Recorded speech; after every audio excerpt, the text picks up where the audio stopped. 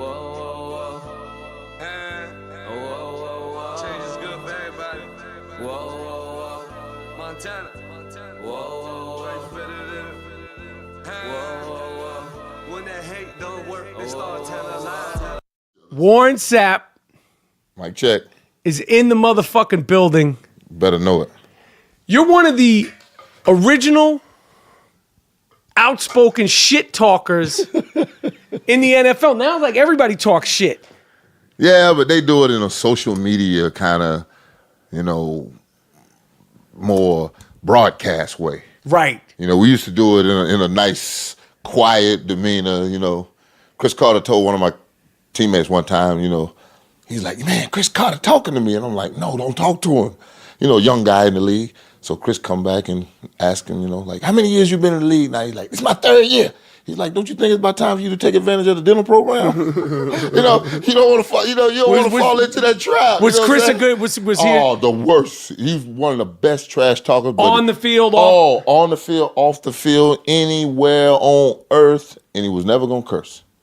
So he's a good shit talker without cursing. Oh, the best shit talker without cursing. I mean, it's clean. It is like, and it's the word. It's like a paper cut. The one that lasts all day. Oh, he's snapping all day long. All right, this question, I have to ask this. We're gonna get into I got notes. I'm broke. Rule number 1 of the Iron Rapaport Stereo Podcast. I like it. I got fucking no. We're doing. I like it. We're doing a.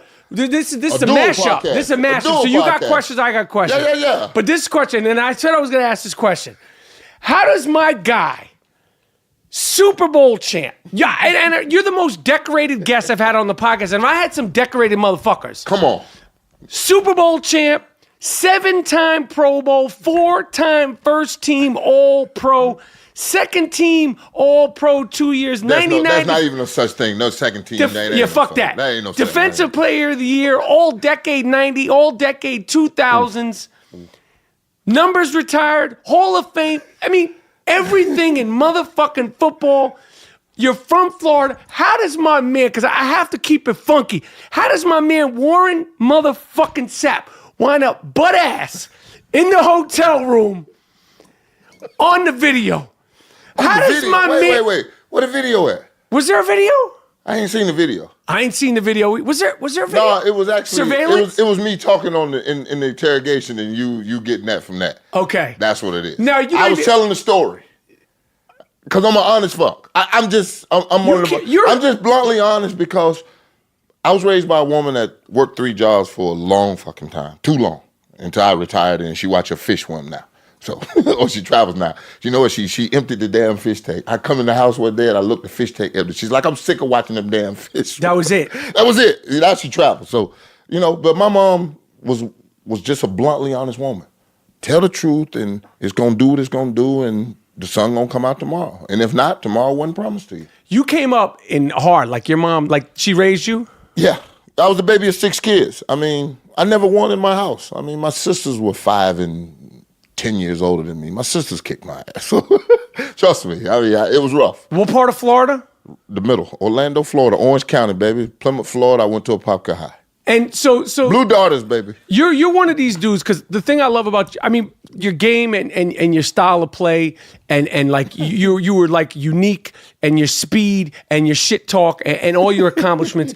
Like, I feel like you're like a personality. Like, when it got too real, motherfuckers are like, they want to create distance. It's like they want everything from the Warren Sapp, but then like when you talking about like you got chased every day by a German Shepherd. Like you came up like you came up. Hey, you got to do what you got to do to make tomorrow all right. We're in such a crazy social media, ultra sensitive place right now. I mean, it's getting tighter and tighter every day. But then we have leaders of the free world saying the wildest shit. The wildest shit ever. So it's like a contradiction. So you could say more, but it's going to put you in a tighter box. So I mean, like, and I don't want to make this the whole thing of the conversation, but just in terms of like the ramifications of being a shit talker, being outspoken, being honest, and being someone like who keeps it real. Like, you know what? I lived in a time when it wasn't social media. I know. Where you still had to make phone calls and you left voice messages and the texting wasn't really big because, once you started a text, if a call or something came in. And we all sort of you had to start, learn. Yeah, we had to learn. I mean, we were old. See, that's that 40+ club. You learn some of the fucking lessons and shit. Man, you learn it from your kids. My little girl and my son are the best. That's my captain and my sergeant. And they taught me all the technology. That's why I'm able to carry 2 phones and be okay now. Right. And, have 1 million+ people and know how to engage. But I got taught something the other day when my son was in the contest, to get on the cover of a magazine, the top 4 kids in Florida. So, I got to start, vote for my son. My daughter hits me up like, Dad, pin it to your account. I'm like, what the hell is pin it to your account? Man? Right. What the hell? You don't know. I've been tweeting. I got awards for fucking social media, and I ain't never pinned anything to my account. Have you gotten awards for social media? Yes. Because like social media is like it's fucking crazy because no. I'm gonna tell you this. I was back in the day when I was at the NFL Network, and when I really got a real perspective of how big social media can and will become, is when my boss came in my office one day. I was out there bullshit, talking crazy, and like I say good morning all the time. Good morning, and then everybody come back, and you look on there, you see one of your friends, and he be like, "What up, my end?" And right. and then you hit back, "Yo, what's good? Where you at?" Right. My dude came in my office was like, "You responding to tweets with the N-word?" I'm like, "What are you talking about?" Like who's even watching? Like, what are you talking about? So then it got to a point where I had to watch, what was in the words because that would all be on your timeline. And then it get to a point That's where just like tattoos. No, I got a better one for you. It get to a point where I get like 300,000-400,000. Dude walked in my office and said, "More people read your tweets than watch this network." I'm like, wait a minute, what do you mean? More people read my words than watch this network? It's crazy. It's crazy, man. So I was in the beginning. Rich Eisen, I got to thank Rich for that because Rich was, my Brooklyn born, Staten Island boy. He's a monster. So he was in it. He was like, "You can help me with this social media thing. You join Twitter too." Are you? So are you? Who got me on? So that's who got me with it. So with the social media today, I've said shit that you like take backs, like the ramifications of it. Like, are you like? Because now you got a podcast. Are you like? Nervous? You like proofread it? Do you double proofread it? Are you like? Oh hell no! I'm like you. I'm going. You're going. I'm going. I leave that to Mike and the editing staff. You got to handle that because I'm going because you know what it is when you got your own mic and your own time and good guests and good vibe. Shit just gonna fly. Especially you. As far as a podcast host, like you're like as far as like an athlete. To interview people. First of all, everybody's going to answer the phone. You're motherfucking Warren Sapp. Hopefully, I hope so. Yo, listen, all you got to do... You MICHAEL RAPAPORT. Sapp, all you got to do is do your shit, talk your shit, be honest, your perspective. That's it. That's all I've ever been. You know the game, you know life. That's all I've ever been is honest. That's the thing. I'm like, why was I persecuted? Do you feel out like you're persecuted? No, I feel like it's always like it's a bad guy. I'm like, what did I do that was so bad? Mm-hmm. But you know what's fucking crazy? It's like now... I know I used to chase the shit out of your quarterbacks and running backs and shit, but, that was a part of my job. That's your thing. That's a job requirement. Come on. Absolutely. All right. If you were playing today, it's crazy because in my opinion, it was dying down. Not necessarily that it needed to die down or the kneeling and why Kaepernick started kneeling and then other players got involved. And then, these fucking rules seem to revive it. And you know what's fucked up about this season? I feel like this is going to be the storyline of the entire season. Up until the playoffs, this all we're going to be talking about.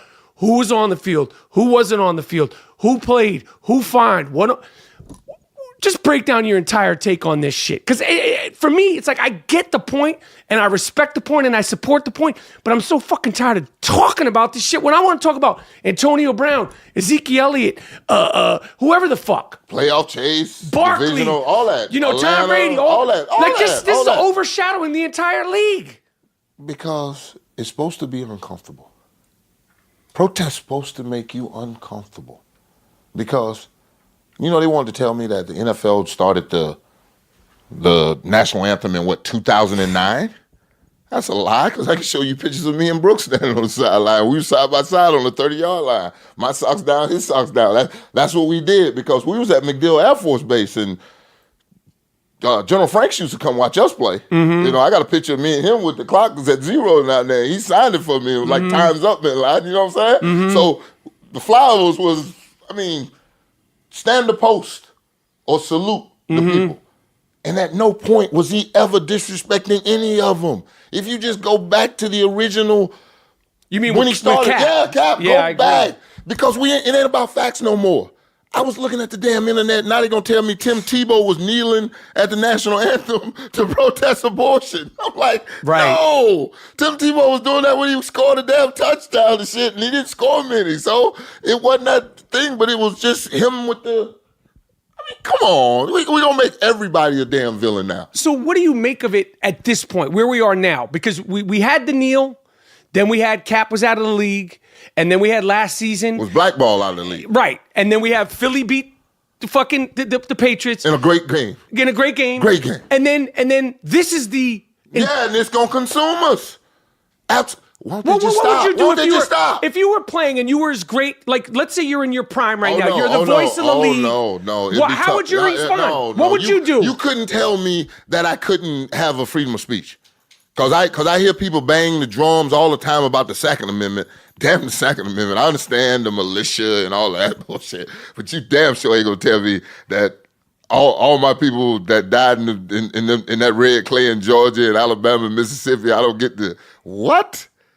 Would you be having a problem as a player? Oh, I'd have a real problem. It's easy to say now because you're 45, but when you're 26. No, when I was in the middle of it, right. You'd have an issue. Because I said in 98 it was a slave system. Mm-hmm. Because I wasn't allowed to get in a free agent system to where I would see my true value. And now they've gone to where you pass your 4th year as a free agent and it's your 5th year and the team has the option of picking you up. Because the Bucs just picked up Jameis Winston's $20 million. I'm like, what happened to the 4 years? You used to fight your ass off to get to that 4th year because now I'm an unrestricted free agent and I get to go test the market. You go right past that, and then there's a number that's stuck there, and that team decides if they're going to pick it up. What the hell is this? There's so many things that are different now than when I played that are so much better, but I still don't understand how they got to that point. But how do you think this is going to end, man? In terms of like... they're going to stop the national anthem. They're just going to take it out. They're going to take it out. They have to, because it was a thing to where the military was paying the NFL to do this. Which is wild to begin with. That's crazy to even think about. But that is some wild shit. Because our military is so depleted because it's a voluntary military and nobody's going anymore. I mean, no, come on. Unless you're Puerto Rican. That's the only people I know that go, 80% of the people going are the Puerto Ricans that are serving in the military. Right. If you're looking at our military, it's a Puerto Rican military. All right, let's talk about football, man. All right. And not no damn national anthem. Just let them sit in the damn. Do you get asked this every day? I got one for you. My dude used to be the head of the PR at the Detroit Red Wings, Hockey Town, USA.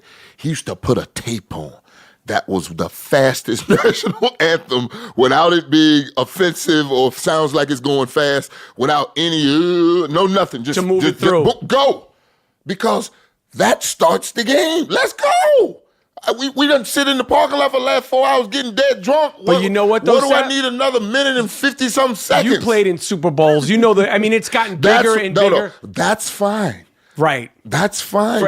Any given Sunday, though. Any given Sunday, come on, man. Come on. You ain't recruiting nobody you ain't getting no recruitment off that minute and 50 seconds. All right, wait, before we get into football, we were talking about basketball. Did you play ball? Obviously, yeah. I was a little fella. I'll show you my high school picture. I was a little fella. You were skinny? Ooh. I like to say skinny. You know what I'm saying? How good a basketball player were you? I had 1,000 points, 1,000 rebounds. What are you talking about? Could you jump? Dunking everything. Banging on motherfuckers? Yeah. Not on nobody. I ain't never bang on nobody. But you could get up. I could dunk it. Yeah. My homeboy bounced it off the backboard. I go get it. Who were the other? Wow. We're gonna post this. I got you. You guys send this in. Wow. That's like another. What year is that? 1991, baby. Damn, that's a different motherfucker right there. Yeah, that's the tight end, outside linebacker, and punter. Yeah, that's a little fella. So you like basketball? What's your team? You know what? Keep it funky, man. You Miami. You went to No. Keep it funky. Just I because was you ain't got born no in one playing. Orlando. Okay. In the 70s. That ain't gonna do nothing for you. That ain't no football, nothing. Daryl Dawkins, Chocolate Thunder, left fucking Evans High School, which is my rival, and went to Philly. And there was chairman of the board, Moses Malone, 444, Mo Cheeks, Bobby Jones, World Be Free. I'm a 76er, baby. I went and seen Allen Iverson when he stepped over Tyrone Lue with 36 points. Then we went to Philly and got 4 in a row. Shaq did a So you see Doc on the Come wall. on, baby. So you're now you don't ever say I'm mad. because I have to go there. I mean, because of Darryl Dawkins, you're a Sixers fan. Daryl Dawkins drugged me from Orlando because everybody in Orlando became a Sixer fan because our kid from the high school was going to go play in Philly with Moses Malone. That's and fucking Dr. dope. J. Are you kidding me? All right, so what's your first memory of playing in a regular season game?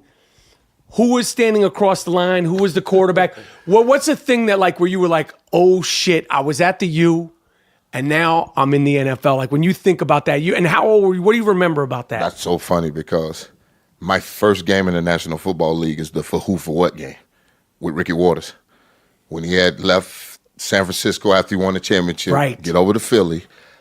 I get drafted by Tampa after Philly trades up and drafts Mike Mamula with the 7th pick. Right. So this is like full circle. Right. Randall Cunningham is the quarterback. Guy McIntyre is the guard. I mean, it's set up for us. We go in there and we get them 21-6. We win the game. Ricky Waters goes after the game, and they ask him in Philly, about a pass down the middle late in the game, and he kind of, gator-armed it. And the funny part about it is the guy that's over there, we wear those orange ugly colors. So, any kind of orange would go by you. It's like a bus went by. Right. So Slim Dim went by him. Slim Dim weighs 140 pounds soaking wet. Right. And I'd see Dim in the locker room after the game. I'm like, Dim, you gonna knock him out when you? Dim was like, I ain't even see him.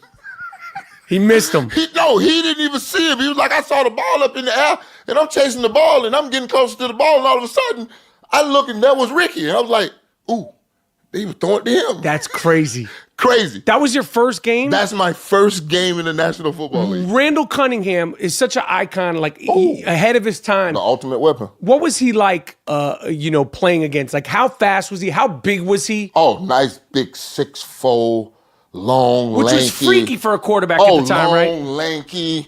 And then he had that long galloping stride that, it looked so smooth, but he was covering some space. How fast was he?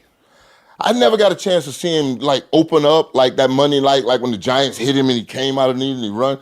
We didn't have that kind of game against him. They were trying to pull him back at that point. Okay. Trying to make him more of a pocket passer because that was 89 when he did all that. Right, then 90, 91. So now we talking about 95. Right. So they trying to make him this pocket passer and made him a lot easier to sack. Thank you. Did you get him? Yeah, I got him that day. Do you ever have dreams of football now? No, I have flashbacks and moments when, the national anthem still gives me goosebumps. If I hear the national anthem, it'll give me goosebumps. Every time. From remembering it? No, that was game time. Right. That shit got you hyped. That was a trigger. Who, and all right, as far as quarterbacks, just specifically, you ate motherfuckers up for, that's what you did. Yeah. Who was the toughest to go against as a defender, the smartest? Who's the best quarterback that you played against? Favre. Why? He was always there. He was always available. No matter what you did to him, no matter how you hit him, no matter what the score was, he wasn't going nowhere. Every Sunday he's going to check in. Every play he's going to check in. Hit him good, he's going to look at you, slap you on the ass and say, good hit. I'm going back to the huddle. Reagan hit him one time. I thought he killed him. Just took him off the map. Boom, boom. Motherfucker popped up and flipped the ball. Woo! I said, you've lost your damn mind. He's like, I think so. That's what he says to me going back to the huddle. I think so. Reagan looked at me. I said, don't even worry about it, dog. Let's just keep playing. We just got to keep playing. Do you think... we can't knock him out, so let's just keep playing. Was it gamesmanship or he just was like that? That was just him. That was him. I always liken it to two country boys that lived across the street from each other and had 5 different friends that they like to go out and play, and they'll play all day long till the sun go down. You know what I'm talking about. He was on that shit. Oh, yeah. For real. Oh, yeah. Oh, yeah. Do you think? What do you think about the rules of the league now? Like in terms of the physicality, You know obviously what? safety is most important. Listen. I love the safety of the game, but they've turned it into a dummies game. Why? Because you no longer have to read the defenses. Going across the middle, the Andre Reeds, them badasses, them Terrell Owens that go across the middle and scoop out a defense, that third down receiver. You know what I'm talking about, that Ricky Prohl, that badass that'll go across the middle, that bang eight when they come, that safety coming to hit you right in your shit, and you got to accept it. Right. And the coach tell you, hey, right here on this bang eight, get big. Right. I mean, it ain't that no more. These damn kids run across the damn middle of the field like this here, waving their damn arms in his zone. Are you kidding me? You know somebody on the other side when you pass that linebacker is another. They're not. They've dumbed down the game because of the lack of physicality. No, the kids they don't want it. They don't want to learn it. I want the easy route. I want the middle of the field wide open now, and that's what they have now is the middle of the field wide open. That used to be the most precious real estate on a football field. The middle of the field. But why is that? Why is it not as tough? Why is it not precious anymore? Because they've opened it up and made it an Autobahn with exits and on-ramps every damn way you want to get on there. I mean, they just opened the game up. You need 30 points to win a football game now. Right. That's why defense win a championship dead. It's done? Dead. Defense gives you a chance, and your offense has to win it for you. And back when you guys won the Super Bowl. Defense gives you a chance. Offense had to win it for you. My offense kicked in. Right. Brad Johnson and them boys kicked in. They scored. You look at all the playoff games, they scored for us. But we chipped in a couple points, too, as a defense because it was just that kind of night. We were just having that kind of night. Well, the Ray Lewis defense that beat the 49ers that year, I can't remember what year was, is that the last of that? Yeah. In terms of like a defense. And if Jim Harbaugh would have just had the balls to put it on the ground and run it, Ray Lewis hadn't made a tackle since the middle of the third quarter. His arm was gone. Right. And Haloti wasn't in the middle anymore. And I don't know what Jim Harbaugh was thinking. Just run the damn ball. Are you able to remember all the games from your career? Almost. Like random, like if I said this second, you remember all the shit. If you give me a certain instance of something, or if you see a picture of it, like you're able to I can tell you, I can recall a little bit. Yeah, should be. How do you feel about your guy? I mean, I think he's like almost a bigger star than anybody on his team. How do you feel about Gruden being back in the NFL? You know what? I had the unique pleasure of being able to talk to Coach because that's my man. Go see him in his office. You get him on your podcast yet? No, not yet, but I'm going to Oakland to get him. Come on. This is what he already told me yes. You can do that no one else can do. No, he told me yes. I got him. You a Raider man? Fuck yeah. I mean, I had to make sure. I'm a New York Giants. I know you. I never said you're a Giant super freak. But how could you not be a Raiders fan? Yeah, you got to be. Yeah, I mean, we all. You like have football. To love the Raiders. You got to be a badass. You exactly. either respect them, hate them. But I mean, if you like the NFL, you got to know and love the Raiders. I mean, it's just what it is. The silver and black is a commitment to excellence. It's Al Davis. If you know anything about it. Same high school, Erasmus Hall High School, Brooklyn, New York. Hey, he tells me all. You know what he told me one time? Mike Tyson would be afraid to walk in my neighborhood when I was there. He wasn't bullshitting. I know he wasn't. He wasn't bullshitting. At all. That old man do not play no games when he telling you something. It was so sick. Oh my God. That old man told the best stories. What, was he ever. cool? Oh my God. You couldn't wear all white like that and not be cool in a fucking cucumber on the other side of the... That son bitch was the best. That's why I call him the great Al Davis. Because head coach, commissioner of the AFL, general manager, world champ, Hall of Famer, everything you want. That's Mr. Davis to me. So Gruden. I had the unique pleasure of calling them Tuesdays and Wednesdays after he'd fly from wherever, and we talk football, because that's my guy. We talk football and, talk about him, Mike Tirico, in the telecast and everything. And then I'd get over there with him sometime and watch him, do his little work, I say, you doing all this damn work? Why don't you go coach you a damn team? I'm thinking about it. And every time, I'm thinking about it. Then I got a call last year and he said, I think I'm going to put the band back together. And I said, oh, shit. I mean, I didn't need to start the conversation about it. I'm like, are we coaching? Are we still in the booth, happy, making money, Corona commercials, what it do? I mean, is the fire still there? It burns like a son of a bitch. I mean, he's everything you want in a high-performance vehicle that'll go off road in any way you want to go. I mean, he's that. I mean, we about to find out if these kids like something other than likes, views, and follows. I guarantee you, he's going to MF somebody that's got one of these little fragile egos that has never been told anything, but he's the next best thing since sliced bread. No, next best thing since Betty White. You know Betty White's older than sliced bread? I looked that up one time. God Is bless she her soul. really? Yeah, older God than sliced damn. bread. Ain't that some shit?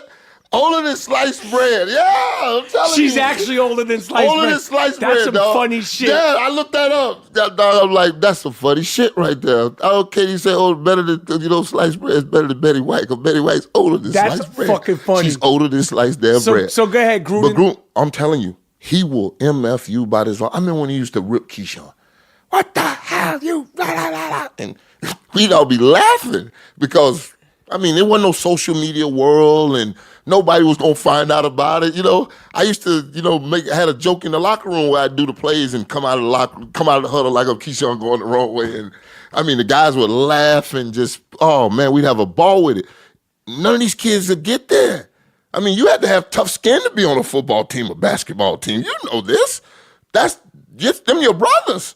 Brothers fight and razz and pick at each other all day long, and these kids aren't ready for this. So do you think that there's going to be some bumps in the road, conflicts of interest? Guys are going to... Not a conflict of interest. It's just going to be some people get their shit rubbed wrong, and they going to want out of there because these kids have never been treated this way. Because he, when you played for him... Oh, my God. There's no your Warren Sapp. There's no your Keyshawn. Boom right to West Short, 358, X dagger Z in, X out, Spider 2 bananas to check. And you got to get your ass in there and call this shit as a quarterback.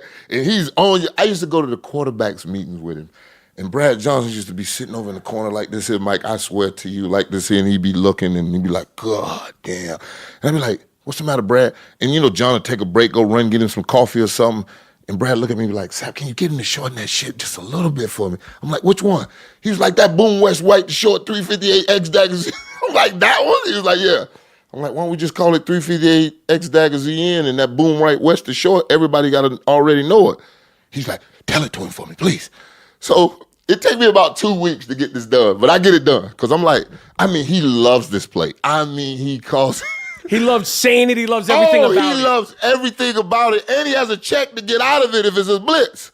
So if it's not a blitz, it's the play he won't. But if the blitz coming, he's got to fake it and, we call it Tampa pass. Fake it to the tailback, dump it to the fullback with a flag off the end and a hook over the middle. It's just one of those plays you can get out of it, because nobody's going to pick up that fullback coming out like that for a 3-yard gain. You can have that every time. A defense will give that to you. But that 358 X dagger Z is a mother, boy. When you got to deal with that, that's an 18-yard dig coming up on the top. Is his style of football, do you think he will adapt to the game since it's obviously... No, the game has made it easier for him to do this now. For Gruden. Because it's wide open. Because of his mind? Oh, my God. Will he be able to... He is going to show you something, and you're going to swear you know what it is, and it's going to be like, damn it, it's something else? Yes. That's all he does. He's like that shit that we saw on TV. Oh, my God. That was just a smidget. When a man wakes up at 3 a.m. in the morning and goes to his office at 3:15... When he doesn't have to be there. And he ain't coming out of that bitch until he felt like this. Okay. Eyes burning. Just, I've been there. I'm like, yo, you are gotta... you kidding me, dude? Sapp. Like, dude, what are you doing this for? He's like, I love it. You listen, you started a podcast. I'm a little bit ahead of you. You're a fucking Hall of Famer. You and Jon Gruden just fucking football shit that I can't even... The thing is, like I'm not going to sit here and try to talk that football shit with you. No. You know what I mean? We're going to talk that shit together. We're going to talk that shit. Yeah, but you and Jon Gruden, you doing a podcast talking that shit. Yeah. That football shit, like that 380. And the stories and the great... Yeah. You have to fucking do that. Listen. I got you. Much listen podcast. I got you. Because you're starting Because you got me now. I see now. I need a camera. No, we did this for special occasion. Yeah? We just did it. Yeah, we don't do this for all the fucking Warren. Look, I got 4 pages of notes. Rule number 1 of the Iron Rapport Stereo Do podcast. not have notes. No fact checking. I got 4 pages of notes here for fucking Warren. We live in our world? Yo, I love it. I had to bring out the notes for you. It's fucking Warren Sapp here. I love it. All right, No, I got to tell you, I used to go in his office when he was on Monday Night Football, and the refrigerator's full of Corona. I mean, full of beer. I mean, I go in there and give me a beer, pop it open. Look at this fat ass. You know? Look at this guy. I'm like, what you got? What you got? I mean, look at this. I mean, and we just go through it, and it's like, what has happened to the game of the hit, hustle, the love, the passion? It's like, is that just, I'm throwing this as devil's advocate. Is that just, you're 45, it's change, you're player hating, or like I know I'm that's what the kids tell you now. If you don't like, follow of you, you're a hater. Fuck you. No, this ain't about hate. Fuck you. This ain't about hate. Hey, these fucking I got haters. no hate. You ain't shit. You ain't shit, and I'm a hater. Whatever you want to call it. You say, put it up. I'm a hater. I say you ain't shit. Put it up. Just put it up. Put it up. Everything's we a always fucking say, hater. One year's a fluke. And then they want to hate 2 years shame you got you. lucky. 3 years now we might got something. Fuck you. You ain't shit. That's it. Listen, they live off one catch, one run, one tweet, one post. God damn. How long did you play in the league? 13 years. When did you stop being great? Like when did you feel like you're how many years were you at your like greatest? I had 10 sacks as a 34-year-old and I retired at 35. You were consistent. I just wanted to love the game like the game loved me because it took me off a dirt road. And that dirt road now bears my name. So I was not going to disrespect the game at that age. And I had looked up the stats, and it was only like 5 guys that had 10-plus sacks as a 30-something-plus-year-old. You know, they put this on you, because when you hit 30, you hear the stories. Right. That's it. It's over. Right. I had won my championship, and I was 30. Now it was, what was I going to do next? Were you 30 when you won the bowl? 29.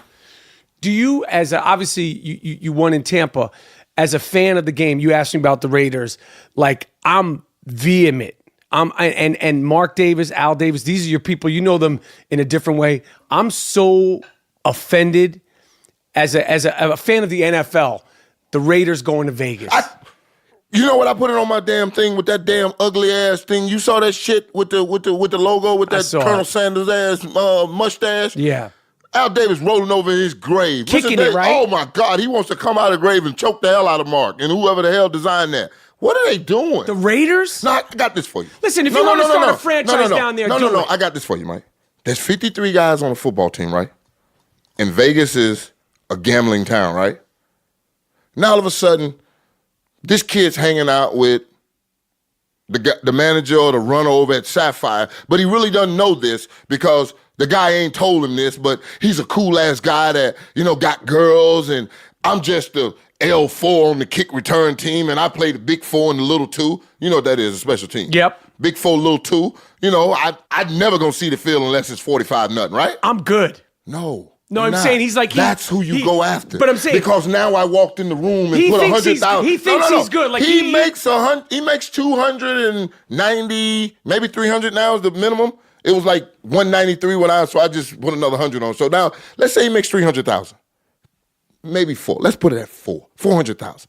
So now it's 200 with taxes, right?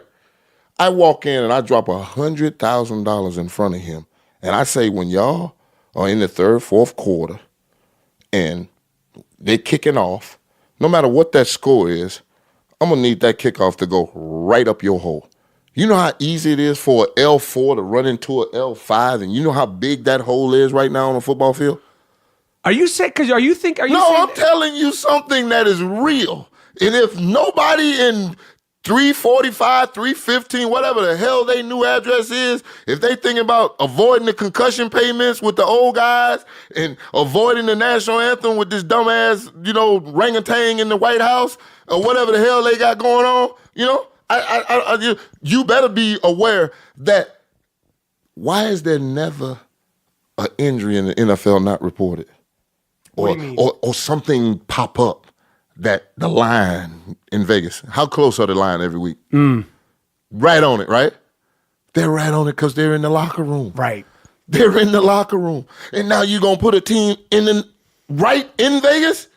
And you got a kid making $200,000 take home, and I can walk in with a $100,000 briefcase and tell him, I need that touchdown. You know Vegas. I know football.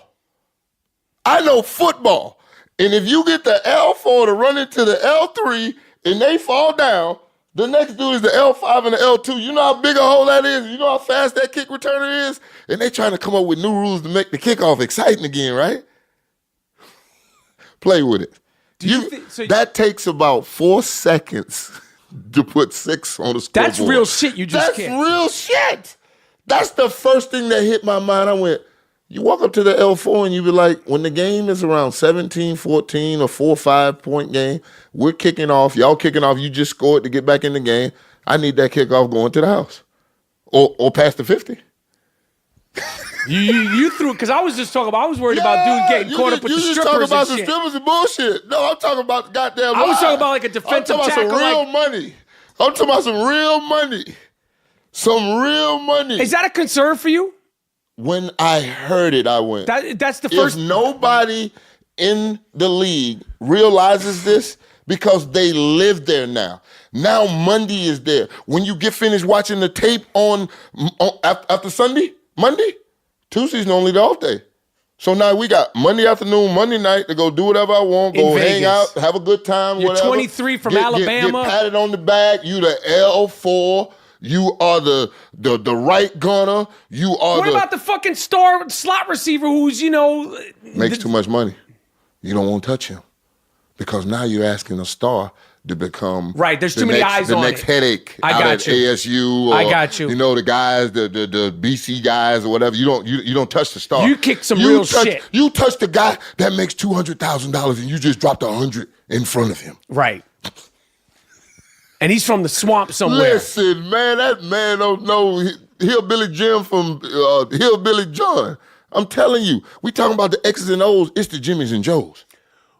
When I ask you quarterbacks, we talked about Randall. You said he wasn't the great Randall. No, that wasn't the ultimate weapon. He was in the age. But then he shows up in Minnesota and him and Randy Moss go on They a tear. did their thing. Trust me, I was underneath that gun too. You were dealing with that. I was underneath that gun too. Dan Marino, John Elway, Steve Young, Troy Aikman, Tom Brady, Mike Vick, Steve McNair, Tony Romo, Eli Manning, Peyton Manning, Ben Roethlisberger.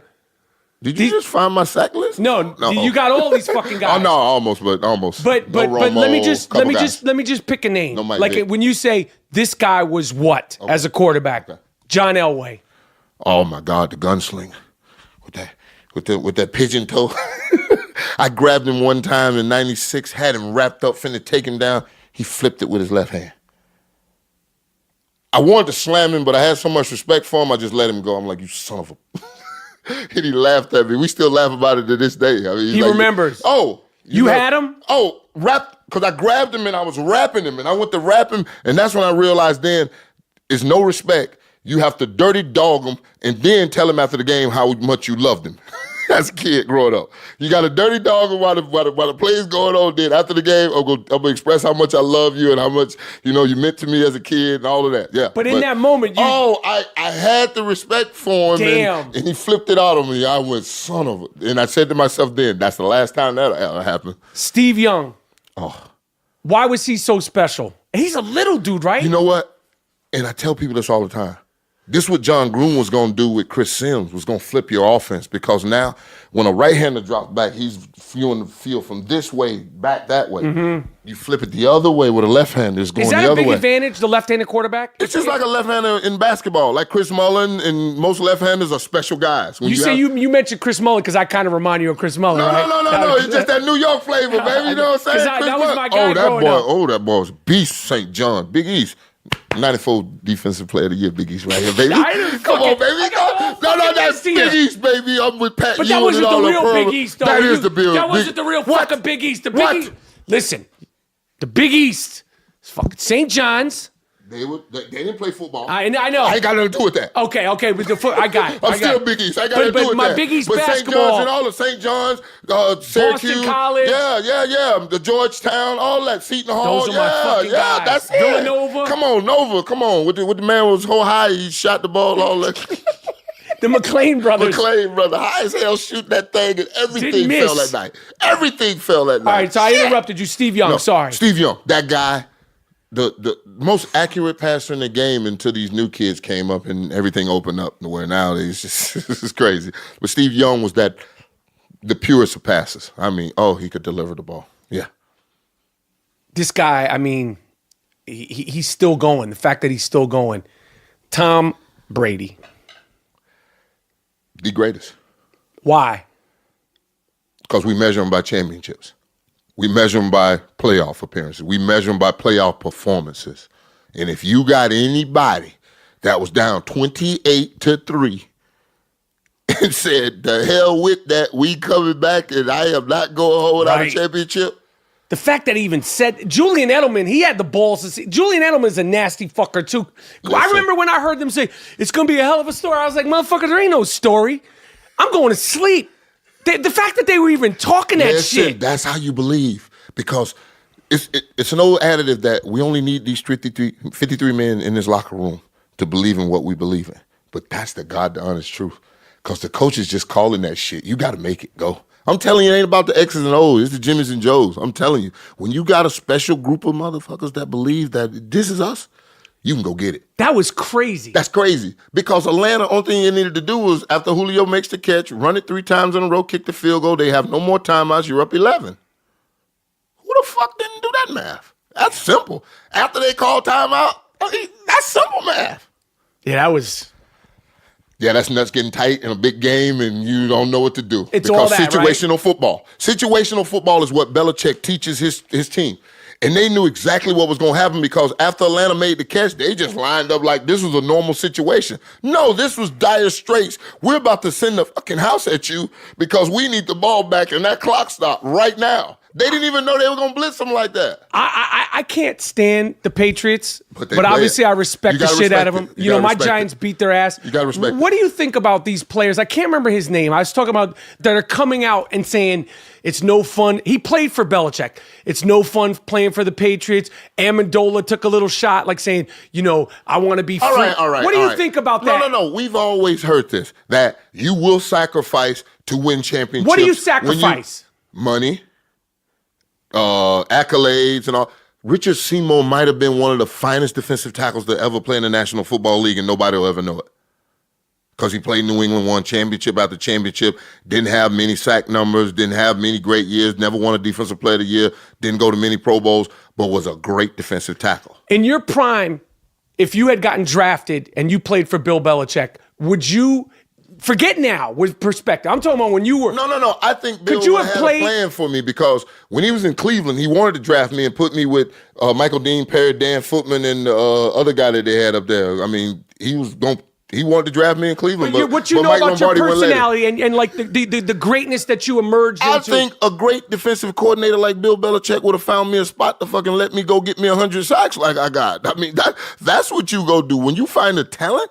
He found a way to go let Lawrence Taylor invent a whole new position. Right. That's what you do. When you find something that's a talent like that, like Brady, you go put pieces around it. You go get a Randy Moss. You go break Jerry Rice's damn record. You see what I'm saying? You go after Don Shula with 17-0. You know, that's what you do. When you hear these guys saying, like, when they're acting like it's not fun or be free, you can't be yourself the Patriot way, is that...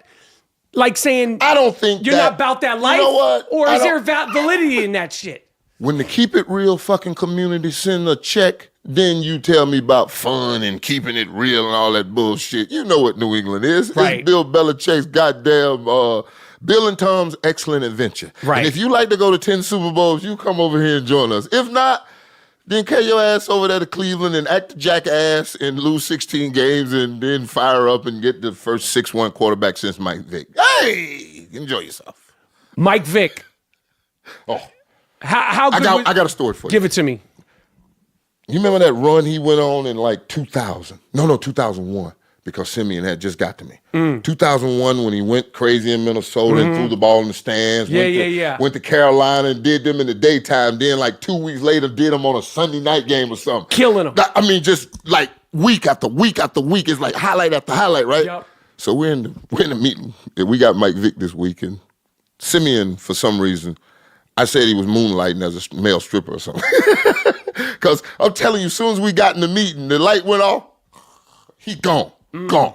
So we in this meeting and he's sleeping like usual and Brooks and him over there. So you gonna let your man sleep? I said, as long as he play like he play on Sunday, leave him the hell alone. He can sleep all he want on Wednesday and Thursday. That don't mean shit to me. I'll give him the call. Whatever we watch it, I'll let him know what we got up here off this board. So long story short, Mike Vick in this bitch. I mean, like, God damn. 30-yard run, 40-yard, 50, touchdown. I said, yo, Pimp. That's what he was calling Pimp. Hey, Pimp. Oh, yeah, what's up? I said, man, you might want to get some of this, dog. This shit is special. So he go to watch. 3 plays in a row. He go for another 50, 60. Oh, you're watching tape. I mean, no, third down after third down in a row, like the next third down in the Carolina game, the next third down in the Minnesota game, now back to the Carolina game in the daytime, then the Carolina game at night. It's the third down reel, like every third down Atlanta's had in the last 5 weeks. We're watching this, and I swear to God, 7 out of every 8 is a 40-plus yard touchdown or a sick-ass run where making people miss. So send me and watch about 3 of these in a row, and he put his hand up. And I look over at him, I'm like, yo, man, you know it's dark as hell in here. Nobody can see you right now. So he yell like, hey, money. You know, because that's how we had to do it. You had to yell out because it's jet black dark and he's up there running the clicker and nobody's going to see you with your hand up. Just yell it out. Hey, money. Yeah, Simeon. Simeon say, is this like a highlight tape or something?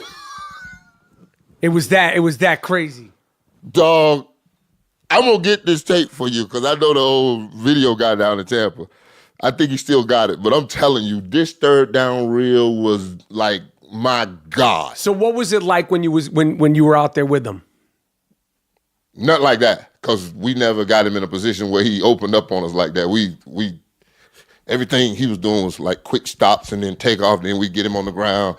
I mean, we had a plan. And we had Derrick Brooks. Right. We had a plan because I wasn't going to let him go right up the middle because that's how he gets started. Once he goes this way, then everything side to side is a lot easier once you're going that fast. Was he the fastest quarterback that you played against? Ever. By not even close? Ever. Like fucking like ever. Quick? Ever. Everything. Shit, he outrun a bunch of the running backs I went up against. Chris Johnson maybe? The only back I think, in his Michael prime, Bennett. Mike he was that fast. My God. It was no angle. It was like that Dion fast. Like he's just running. Like just going. And it's effortless. Oh my God. Okay, I'm gonna go to running backs. You played a game. I mean, Edrin, LaDainian. There's only one running back. Adrian Peterson, Ricky Williams, Terrell Davis, Frank Gore, Jamal Lewis. Still ain't call his name. Tiki. Priest Holmes. You are old as me. You Emmett still ain't Smith, call his name? Barry Sanders. There he is. I saved the best for last. There he is. Okay. I don't need the other guy. It's Barry Sanders, and then I should have flipped the list. No question. I love EJ. EJ was one of those diagonal runners that can get it done. I mean, Chris Johnson was just, you give him a crack and he's gone. I mean, he's just Florida fast. I mean, that's what he was. Florida fast. Yeah. Why are you motherfuckers so fast down there? You know the damn orange grows. You know that thick ass sand that the oranges grow in? We run through them shits. And then when the green oranges are out, we have green oranges fight and throw them at each other. And you gotta run. This Florida shit is real. Yeah, and then you go down to Belgrade, they got that moat where they out there chasing the damn rabbits out there in the corner. That's real shit, right? That's real shit. Listen, man, when you don't have money, we don't have the Speak why. on it. We don't have the why to go to. They don't build us basketball courts, with shade over the. You ever seen those damn things in Puerto Rico and those damn South American countries with a shade over the top? Like if they'd have built us one of those in the damn country, we'd have played basketball all day. That's why y'all can play basketball. It gets cool up north. We can't touch that shit. No. We got to entertain ourselves other ways and make $1. Because mom ain't buying no $100 shoes. Right. Them Jordans you want, buddy, you better go to work for them. Right. You ain't no $100 shoes around here, buddy. I hear you. You know mama buy them Bobos for your ass in a heartbeat. Bobos is $1.99. Bobos make your feet feel fine. So when you think of Barry, I think of a nightmare. I used to hate the damn practice. How low was he? Oh my God, right on the ground. We talking about like a little fucking bowling ball? Yeah. A butcher knife that'll cut your ass in half as he's on his way for 6. He had 2 80-yard plus runs in a game against us. And you know what my defensive coordinator walked in and said? Now, if we take away those 2 runs, he had 1.7 yards a carry. Yeah, right. That means jack shit. That makes jack shit when I got to watch this damn tape right now. This man went for 80 and 82 in the same game. So Barry's first, Yeah. and I said him last. I said Emmitt Smith and all these other guys. So when I say Barry, who's second? After Barry Sanders, you say is the best. Like, who's like, I need to get some fucking LT. sleep. LaDainian Was a Thomas. motherfucker. Yeah. That was my Oakland years, and I just told him one thing when Marshall Faulk too. Him and Faulk. Yeah, he's on my list too. Him and Faulk. Because I'm talking about every down backs. You know these damn first, second down backs that can't catch. Adrian Peterson, you can't catch. You can't get on the Is that list. their fault though? Like, let it expire. Yeah. Okay. Explain Tell that to me. Tell me a basketball let- player who don't use his left damn hand. Is it his fault? No. It's not. No, He's it's in the his damn fault. gym It's his every fault. day. It's his fault. It's his You're fault. in a football facility every day. But let me ask that you this. football gets thrown every day. But let me ask you this question. If I throw you a football, you can catch a football. When they explain this to me, and I'm not challenging because I want to know, because I know what I know and I know what I don't know. When you say a running back can't catch, you don't mean that literally, right? Yeah, I do. Like he can't fight catch? the ball, like he fights it. Like he throwing the ball, he'll try to grab it. That's not catching the ball. Catching the ball is. So what you have to do is get that little tether and tie it to the chain and sit there and throw it and it'll come back. You ever had that? You remember that? You remember that tether? Absolutely. You have to put work into your craft. So when you say as good as Adrian Peterson, one of the greatest, He'll never be on the list for the greatest running back of all time. Why? He's not a 3-down back. He's coming out on 3rd down. I don't know if it's protection, but I think it's his catching because I've seen the screens. It's ugly. A man that because he fluid, can't catch. That man that you ever shook his hand? No. Oh Is my he a God. fucking beast? Dude, you know when I go up to him and I tell him, I tell him in his face, I love him all the time. He's like, yo, OG right here, baby. Come on. Da, da, da, da, da. He's like, I know. My God, he will bring you to your knees. And for a man that has that kind of ability to squeeze and not be delicate with that ball, can catch. See, I find that so fucking interesting because, like, I'm saying, like, so you mean can't catch at an NFL level? Not like No, in your backyard, he'd have trouble throwing the ball back and forth. Okay. This ain't no shit that just happens when you go to work. Do you know what I'm saying? Because like when you hear that as a fan, I'm like, what do you mean you can't catch? I can catch a fucking football. Because if you watch him, he works out. He runs. You never see him working on his hands. Because his strength is, I'm a powerful running back. You can hand the ball to 30 times. He's just in the wrong era for it. So when I show you this list of these guys here, like obviously you respect all these guys, but who of them can't catch? I'm saying this, Jamal Lewis, right? Jamal Lewis. Right, but his career was so short. Yeah, and Tiki had to learn how to catch and stop fumbling. Terrell Davis just was special. He was special. He was just one of those guys. And Frank Gore, with all the knee problems he had, but Jamal couldn't catch. You know Frank Jamal. is still Frank's still gonna run. Frank gonna run that thing until, oh my goodness. Frank's special. Frank's just one of those guys that was built to play this game until you pry the helmet from his cold, dead fingers. Yeah. Right. Yeah. All right, defensive guys in the NFL. First of all, when you grew up as a fan of football, who was the guy that you looked at that inspired you about football? Defensively. No defensive player. Not back then. Not in the 70s and 80s. Everybody wanted to be a running back. And my brother was a running back in high school and ran for 348 yards and 5 touchdowns in front of my eyes. So my brother was it for me. Nobody on TV, nobody in the NFL. My brother, I got to sit and eat with him. And he had a state championship jacket from Texas. He had done won and brought it back to Florida. He was everything to me. That was my guy.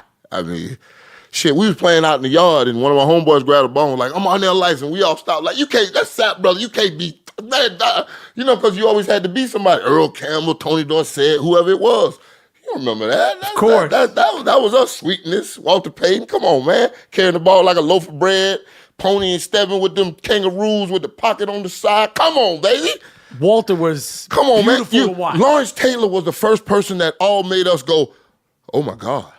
Made it sexy, right? Oh boy, made it so sexy. Lawrence was everything. The stories of him climbing up the side of the building in North Carolina and then throwing the desk out and everything. Lawrence was everything. This is my and then Deion made it even more fashionable to want to be that defensive guy. But he was like a freak. Yeah, because he was could do anything. He could do anything. This is my opinion.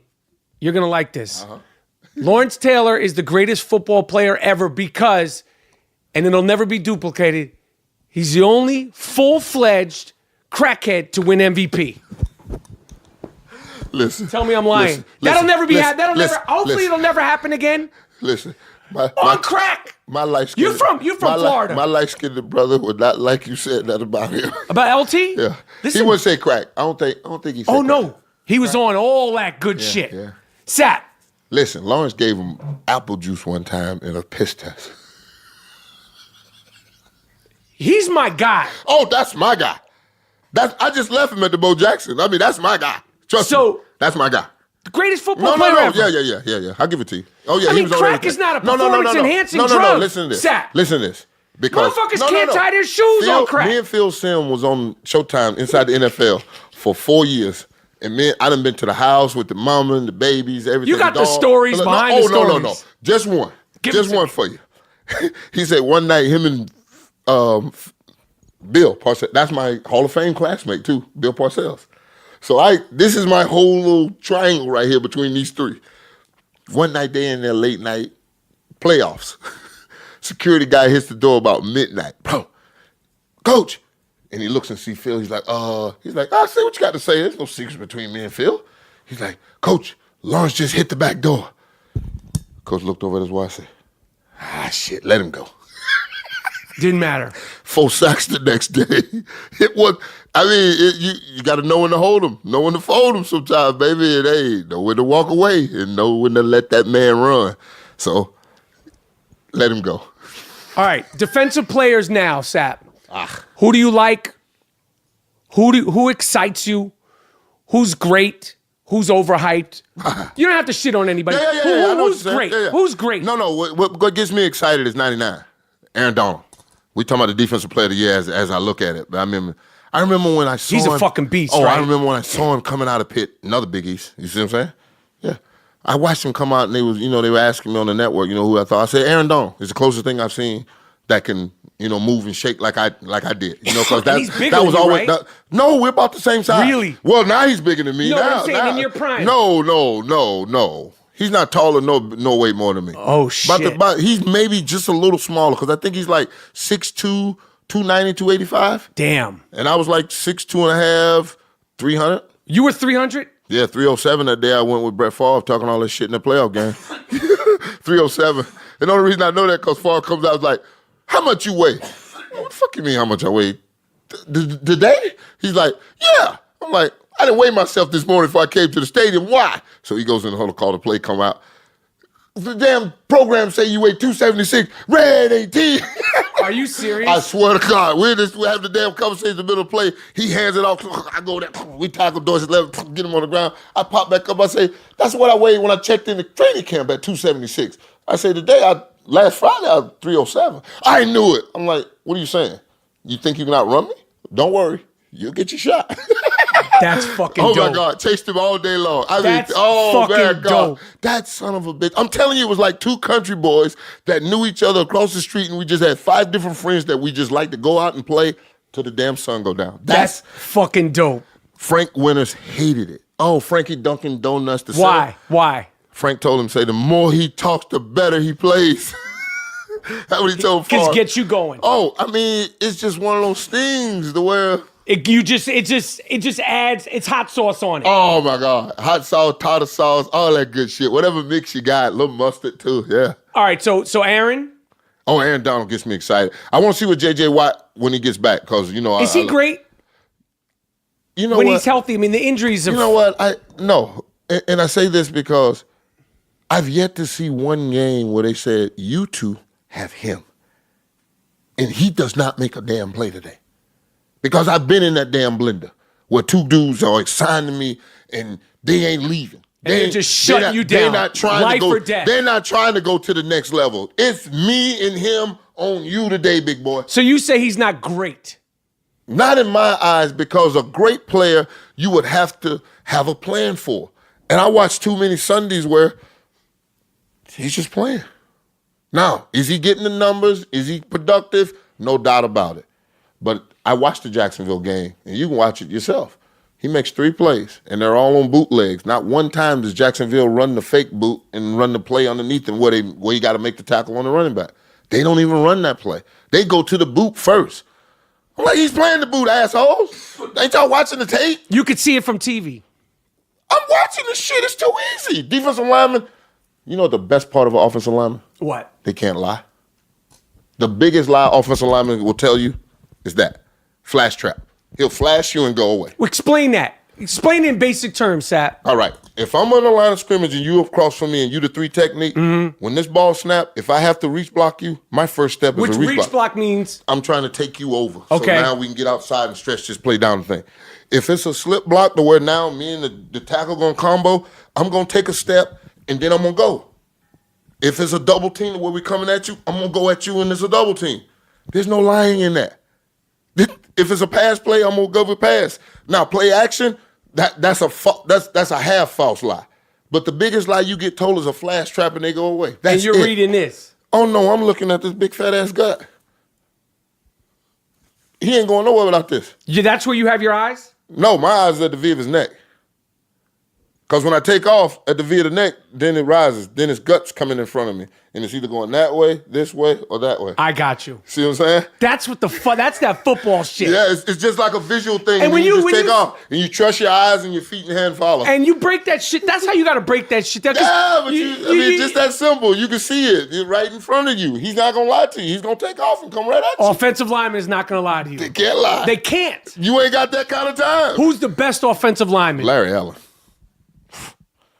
You talking a man? Why? Bench plus 600 plus pounds, run a 4.6. That's an animal. That's a beast. That's beast mode for real. The first time I saw him live, I was at my first Pro Bowl, and I'm out there like a kid in the candy store. Reggie White's right there, John Randall's right here, Stubblefield, Derek Thomas is on the other field, Cortez Kennedy. All my icons. Emmitt Smith rode to practice with me and Brooks. We were having a damn good. Like kids. All of a sudden, I'm in practice, and you got to be a stationary guy in the Pro Bowl. They really don't let you deviate a defense. Man, Larry Allen came around this damn corner. I'm talking about like that. I'm like, what the? I'm like, is that a 340-pound man just went by me? My God. I had never seen nothing like that. And from that point on, I wanted some.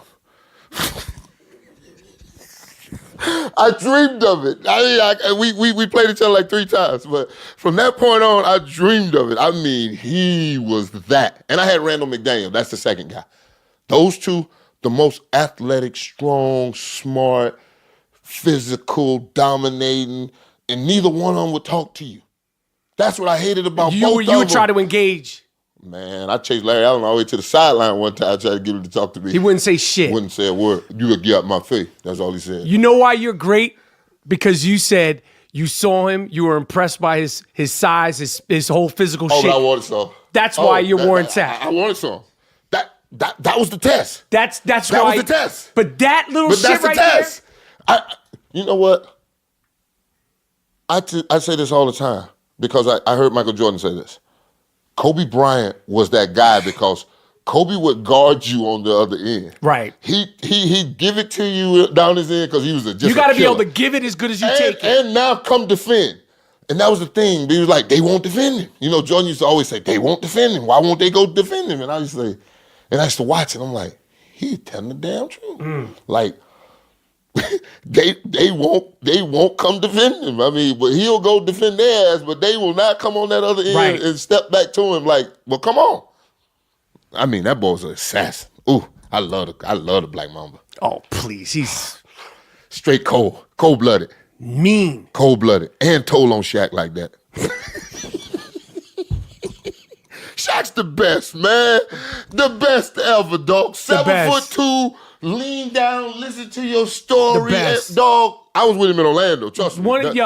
Special the guy. Salt of the earth. The salt of the fucking earth. The salt of the earth, boy. If you got somebody to say something bad about Shaq, I'm coming to see him. I agree. Right? I agree. Dog, Shaq's the best, dog. He to be that big, to be that famous, to be that great, and he played bully ball. But he wasn't a bully at all. Do you know what I'm saying? Like at all. Like that little bump and stuff in the do paint. his shit, and but he wasn't like no. He wasn't Wilt Chamberlain. I'm gonna step on your throat and bust your head open. He did all that, but he didn't. But he did it in a with grace, kind of goofy, cocky, kind of joking way to you. I mean, he'd get in your shit. And Yeah, a little bit, and he'd play but you knew he wasn't gonna rip your head off. You knew he wasn't. He was just too good of a guy. He didn't need to. He was too good of a guy. He was too good of a guy to do it. Yeah, not to say that he wasn't mean, but like no. There's but a certain, you touch him in a certain spot, and he go. But to be that guy and handle it and the sense of humor, like he's a special dude. Yeah, solid earth. All right, we said Aaron Donald. Who else? There's got to be another fucking player in the NFL that you like. Von Miller? I was just going to throw that. You lost your damn mind. That's what I'm throwing you. I'm saying. I love pass rushers, my man. Okay. The Vic Beasley in Atlanta, I wish his ass would have, showed up in the playoffs because that's when you get your name. It's not in the regular season when you get to 16 games. That's just that. It's when everybody's watching and everybody wants Vaughn to see. showed up. What? That boy. He showed up. Man, I remember sending him that text message before he played Cam Newton. I say, nephew, you got to take it over from start to finish. And he texted me back, I got you, Unc. I'm like, oh, somebody finna get it. I'm like, somebody finna get it. That boy, and he loves it. That's, What does that mean? Because you see the change in the switch, in the long arm, in the technique. You can watch a great pass rusher and know someone that loves it because this ain't something you just fall out of bed and do. This is the hardest job on earth. Don't tell me nothing about no damn pitcher. Don't tell me nothing about hitting no damn round ball with no round damn bat. None of that shit. Rushing the passer. Why is it the hardest? I don't know the play. I don't know the snap count. I don't know the protection. And that damn quarterback's got a clock in his head that he don't want to be hit. And the last time I checked, if you pretty good at this, they got a plan for your ass. Right. For the defender. They got a plan for your ass, because if they don't have a plan for you, the game is over. Right. So Vaughn is a motherfucker. Oh, my God. Oh, my God. I call him the blind assassin. Them damn glasses. God damn. I'm like such a nice guy, too. He's a good dude, too, boy. I'm talking about one of them good brothers, too, boy. Oh, I'm talking. And them damn glasses, he will not take them off. Oh, my God. Is that a look, or can that motherfucker not see? He can't see. Who's your favorite offensive player in the NFL? Right now? Right now. Like, who's a guy, like, if you're flipping the channels, you're gonna stop to watch. There's too many quarterbacks. You know, all them damn quarterbacks, the Aaron Rodgers, Tom Brady, when they on, any of them, Matt Ryan, any of them, when they throwing that damn ball, when they spinning it, it's something to watch. But I love to watch a game where you spinning it, and now you got to deal with a defender coming after that ass, and now you got to adjust. You know what I'm saying? I want a good game. I want both sides to be able to rush the pass. I want both sides to be able to run the ball, dump it off, do something. That Kamaric boy is damn good down in damn New Orleans. I mean, shit. Him, Dante Freeman, McCaffrey in fucking Carolina. Where these damn little scatbacks coming from right now, boy? Motherfuckers. Whoa, because the field's so wide open. I'm gonna throw more names. It's wide open. Come on. Quick hits. Cam Newton. Is he great? No. Why not? Who the fuck shows up at the Super Bowl and pops like that? Yo, we saw you look at the ball. That's the church's money. Dive your ass in that nose first. You've been playing football since you were a little bitty boy. Oh, no. You didn't just do that at the biggest stage in the world and then show up with the press conference with your hoodie on and you ain't got nothing to say? Remember he told us he was going to do something that no other black quarterback had ever done in the Super Bowl? I guess he ain't old enough to remember January 26, 1992 when Doug Williams won the MVP. Or Russell Wilson winning it a couple years before. I guess, these kids is just 15 minutes of the last thing they saw because he did do something that no other black quarterback did at the Super Bowl. He went there and pouted like a little bitch with them ugly ass, what do they call those, capri pants? They need to put a dress code in for all that. Hey, man, just stop it. Stop. Just stop it. What was the 4-4? What was the 4-4 at the draft with the? I was looking at the shoes and this. Oh, it's his area code. Really? On the shoes? Put some fucking clothes on, man. Pull your pants up. Pull your britches up. I don't want to see your fucking. Pull your britches. I don't want to see your underwear. Nothing about your underwear is sexy. I wear a Frigo, $150 drawers. I still don't want to see them. Nobody wants to see them. They feel great. Okay. Odell. Is he great? No. Can he be great? Yes. But you have to put in the work that now is a week in, week out thing. to where that great catch you made with them gloves, because you can't make that catch without those gloves. I mean, right. I mean, talk about running back that can't. Anybody can catch them. That's what makes it so bad. I'm telling you, you can. My son, I thought he was going to be in the NFL. It stops the ball from rotating. It stops the ball from spinning. In the tracks. It stops the ball from spinning. I saw some fucking Jewish white kids with them gloves on. I was like, these are the best football players ever. 9-year-old. Fucking. And then I put the gloves on. I was like, I'm fucking. Hey, man, it's modern technology. I remember when we used to wear those Newmans, and if a drop of water got on you, take them off and throw them right in the middle of the field. They banned Stickum with my man Lester Hayes. Yeah, Lester Hayes. But this but is he the was brand dripping. new Stickum. Oh, it's better than Stickum.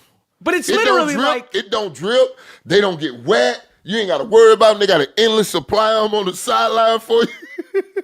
So unbelievable. Okay. He can be, but you got to give me something more than just one-handed catches. I want the 18-yard dig. I want that square in.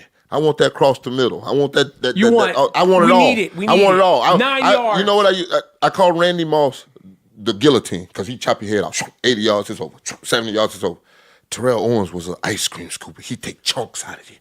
I mean, big chunks. Right. Yeah. He look at you like, damn, who bit in my ice cream? T.O. Motherfucker taking chunks out you. That's what you need as a receiver. Give me something other than just this spectacular one-handed catch in the corner on the sideline. And that he was looking for the one-handed catch when he messed up his ankle, because if you make that catch, you think about putting your feet on the ground. Once you do this and it goes through your head, now the body relaxes, and then you get rolled up. Right. That's how you get hurt. What receivers? Who else? Antonio's. Oh, Antonio's Julio's ridiculous. were fucking beast. I mean, his dad was touchdown Eddie Brown. I mean, you got to understand. I mean, horses don't make sheep. I've been telling people this for years. If you work over there at the construction site and you running your kid over there every Saturday afternoon, running his head up against the football, not good chances he's going to be good at that. Horses don't make sheep. Who else? I mean, let's look. I mean, what we got? Julio's a fucking beast. Oh, Jesus. The size of these kids. It's the evolution of man, right? I don't know. I said steroid in the milk because my mom and dad ain't that big. You remember that red top? Yeah. That's the only thing I'll feed my son. If you, boy, I'm that homogenized. You know what I'm talking about. Yeah. That red top, baby. These are some it's new steroid in that milk. I'm telling you, dog. The evolution of man, like Cam Newton's size. Cam Newton's ridiculous. He's like bodyguard size. Like Bigger than bodyguard. That motherfucker's huge. He makes some bodyguards want to go to the gym. That's what I'm telling you. And then Dante Culpepper was like that too. It's just a couple dudes that are really freak. Calais Campbell. Oh my God. He's like the size of a door. 2 of them going sideways. It's just ridiculous the size of some of these people, man. I mean, but that's the game that we're playing. They're getting bigger and stronger. Ezekiel Elliott. What is your take on him? The talent and then all this other shit. I'm questioning the talent because the offensive line, when it was intact, ran great. When it wasn't, I ain't see that. Well, let me go and just get this 3 yards and maybe I can bust a tackle or whatever. You see that pouting and ain't no holes opening and that griminess. Mm-hmm. Because the last time I checked, when you run for that kind of yards, people circle you. Mm-hmm. And now you got to come back now with a new plan. Because if you do it 1 year, you got lucky. Do it 2 years, that could be a fluke. 3 years, now we might have something called consistency. And these kids want to be flown to the top of the list and the greatest thing since Betty White, you know what I'm saying? And I don't understand it. It can't be that instant gratification, son. Really? Well, how about Dez Bryant? How can you go from being one of the most dominant, violent receivers? You remember he used to catch that ball and I'm like, man, that's a violent-ass receiver after he catch the ball. Now they talking about making him a slot, and he doesn't have a team. Is that his personality? Is that his age? Is it a combination of all? Is he because great? No. Is he Hall of Fame? No.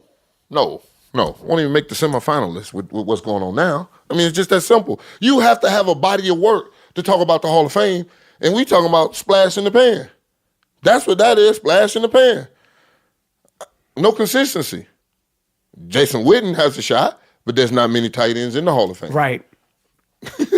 Is he going to, with Dez, is he going to wind up, what do you think his outcome is going to be for this season? Because as of the recording of this. I don't know about a job. I don't think he has one. It's going, you know what I heard through the grapevine, around $3 million and Somebody assigned him around that number. So it's a money thing. For him now, because he got offered 8. Right. I don't know what's And wrong now with they're $8 million. you taking the 3, and it's... Oh, you taking it or walk. That's what happens. Once the door closes on an opportunity like that. On that 8... 4 is the highest you'll get. Because it's like essentially, and this sounds I'm betting fucked up. against myself. Right. Somebody It's a already business offered you 8. decision. It's absolute. It's like I could get it for Listen, cheaper. I tell people this all the time. The NFL's a business. And if you don't realize that, your ass need to get out of it. Would you ever coach? No, the hours are too long. I like camps. I like kids. I like kids who want to work. You know, you got a camp or something like that. I'll come in, 90 minutes, 2 hours. You know, I'll work with them. I do that all day long. But you know how fucking coaches put in them damn hours? It's long, That's right? a 6 o'clock damn coaches meeting, and that's if you lucky. Right. They have it at 6 o'clock. It's a hard fucking job. 6 o'clock coaches meeting. That means your ass is up out of your bed and in your car by 10 after 5, driving to the job because nobody wants to live on top of the damn facility. Right. At least a 30, 40-minute drive. Right. Now you go ahead traffic. Come on. So you got to get to the job, get yourself situated. Now you got to have a staff meeting. And this is the thing that got me. Who's my defensive coordinator?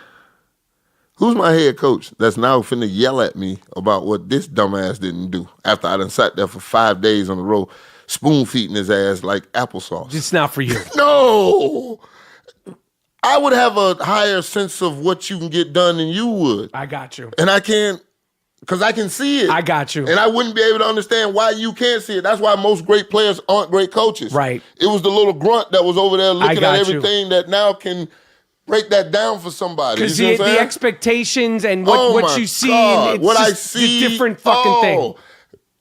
One of my friends told me, he was like, listen, asshole, we all ain't a fucking first ballot Hall of Famer. Turn it down. Said that to you. Yeah. Turn down the observing and the you didn't see that, you didn't catch Like that. Mr. fucking Know-It-All. You're like the A student answering all the questions in the front. With your hand up. Like every we're not we're Did just you trying to have get your by hand here. up too? Did you- Fuck no, I didn't have my fucking hand Ooh, up. ooh, ooh, ooh. I was fucking sleeping, In the telling you back, to shut in the back, fuck up, in the man. back. I don't. No, I was in the back. No, But on the football field, but you know what I'm saying. No, I learned that you had to pick your spots because if you just keep beating them upside the head, they'll eventually think that they're stupid. If you say it to them enough times, they'll eventually think it.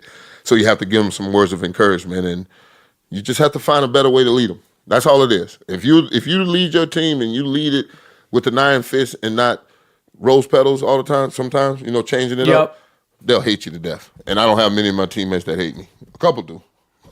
And listen, I'll take it. I can't please everybody, but I'll take more that fight for me than the ones that won't. All right. Fucking Warren Sapp. You started your podcast. What's the name of your podcast? Route 99. Route 99. Yeah. Listen, I want to see Gruden. I want to see Warren Sapp, Brett Favre. Open the fucking Rolodex. I got it. You and Shaq. I got it. I promise you, brother. You could shut down the podcast. I promise game. you, brother. I'm Oh gonna yeah, try. little fact checking. No. Yeah. I don't go without that. I love that part. You of know it. the fucking deal. Yeah, but I'm getting old and my CTE act up sometimes. When that shit act up sometimes, boy, you forget. I was in the middle of going down the damn draft and forgot the quarterback I was talking. I mean, just draw the blank. My producer right there beside me, he can't say shit. I'm looking at him like, well, fuck it. Let's just rewind this and figure out how we got out of this. Let's just unwrap it. You just got to unwrap it. You made a joke about that. Now, what is your take on CTE? Like, only Warren Sapp can pull that off. You know what? You have to, because I was in an age where we went to training camp to get in shape and decide who were the 53 tough badasses that was going to leave there, because meaning you were banging. We ran ISO draw. I mean, straight. What is that? Speak layman's football terms. I formation. I am the fullback. You are the Mike linebacker. You are 5 yards back behind the ball, and I'm a good 4.5 yards behind the ball too. And the guard in the center are gonna open this A gap, and me and you are gonna run into each other. And I'm gonna see if I can destroy you to let the running back run off my shoulder and go for 3 more yards. And you're gonna see if you can go through me, boom, knock me over, and make the tackle for a gain of 1. And we used to do this 8, 9 times each time we started drill. That was the lead play. Is that where you think a lot of the damage came from guys from your era and before? The pounding. Because not even in the games. Hey, you know what we used to say? Straight ahead, no fair dodge. Hit it like you live it. Hard and fast. Get wet. I'm talking about boom, boom, boom. And I used to look at this like, there's just got to be a better way. Because I see the wall, but there should be 5 options for me. That's over, under, left, right, and through. I didn't like the through. The through hurt. I go through for certain occasions. NFC Championship game, Super Bowl, playoffs. And sometimes you got to go through. But I don't want to go through every day. And I remember those month-long training camps. Shit, they used to have 3-a-days with Ray Perkins down in Tampa. Yeah, 3-a-days. Unbelievable. So, I mean, you ever heard of the Oklahoma drill? Explain what it is. I've heard of it. 2 people laying on their Lay back. back to back. Yep. I mean, head to head. Yeah, head to head. No, but about 5 yards, Right. 3 yards apart from each other. I blow the whistle. We both roll over and see who's going to get up who's first. got the ball? No ball. Get up and run into each other. That's it. That's it. That's what the drill's for. You remember that? You saw the girls on the beach when they ran into it on the internet? Yes. Basically that. But they got off the ground and got up without the ball. That. And that was a drill everybody did. You went down the line. Oklahoma, you and you. You and you. I still see that today.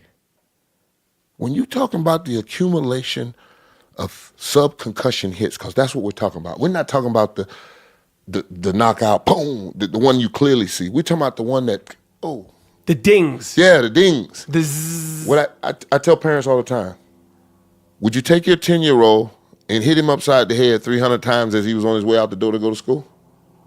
Then why the hell do you allow Sam, the Wall Street guy or whoever the hell the guy that got the money that now, coaches the team on Saturday to do that to your child? Are you kidding me? Let's get him into chess clubs, tennis, basketball, swimming. You know what I tell black parents all the time? You know why there's only one Tiger Woods? Cause Earl Woods took his damn kid to the damn golf course. You know why there's only one Venus and Serena? Because Richard Williams took them 2 damn girls to the tennis court. I bet you if you take, because I've seen Monfils, the Frenchman. And I know it's some kids out there with some hand-eye coordination with a racket if you set them in the middle. Come on, man. There should be Come motherfuckers. on, right? I think Right? black American kids Can do anything. Soccer? Listen, In worldwide? when we let the little boy, There's money in that shit. The Davis boy swim, he went and got him a gold medal. Gabby, whenever we see one in any of these other sports, they go get that There's gold medal. money in soccer. Listen, there's money, plenty of it, dog. So do you think so? We don't expose our children to it because we're so centralized with football and basketball. We've left baseball alone to the Right. Latinos. Hey, man, they tell you we got a black player. It was David Ortiz in Boston. I'm like, there's no brother's name Ortiz. Get the hell out of here. Right. Right. Now they got one named Mookie. Right. Right up the alley. That's it. Right up the alley. Oh, God. Warren Sapp, we did the collab, the Killer Collab podcast. The Killer Collab podcast. I like that. Oh, my Hall of brother. Famer. Oh, fucking Rapaport. Get out of here. This was dope. Yeah.